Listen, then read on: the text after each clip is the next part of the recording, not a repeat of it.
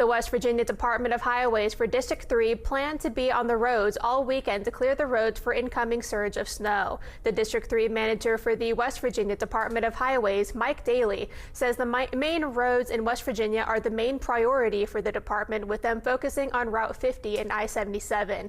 He says the department will also be calling for additional employees to work around the clock to take care of the roads. Daley adds the department is appreciative for the cooperation with the state officials in West Virginia.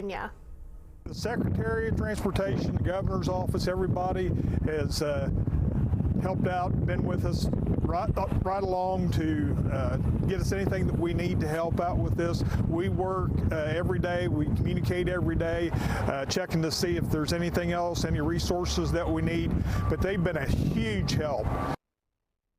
Daley recommends if you don't need to drive this weekend, you should not go out on the roads.